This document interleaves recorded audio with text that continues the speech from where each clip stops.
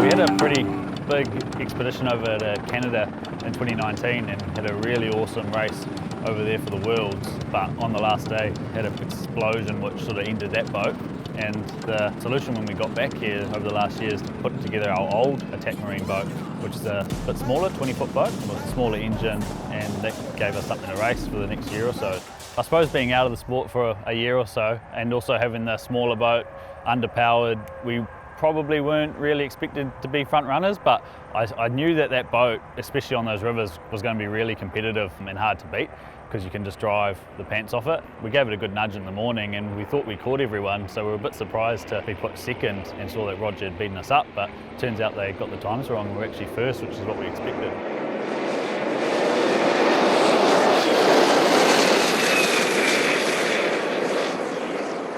We pre-boated the river with George, who navigated for me, took over from Bruce, who couldn't make it. And he's got a lot of boating experience and got really comfortable really quickly.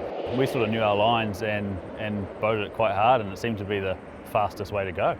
The smaller boat definitely allows us to take some other channels. Like there was a couple channels we took that I probably wouldn't have taken if we were in the 20-foot boat, just because the little boat's a bit more manoeuvrable.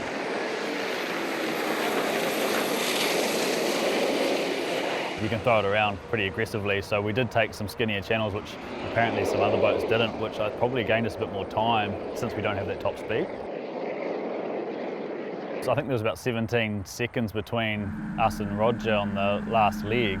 So we decided to push it on the last leg down. We were pretty sure we would have taken some good time out of him, but about 100 metres before the finish line, our gearbox just blew to pieces.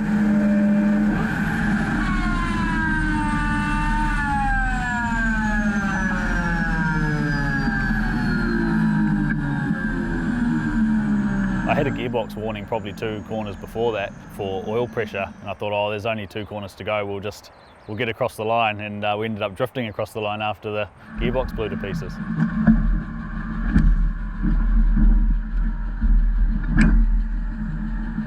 So we've got a new gearbox on the way. We'll put our spare one together and chuck it in and then try and get ready for the next race. I don't know if we're quite going to make it.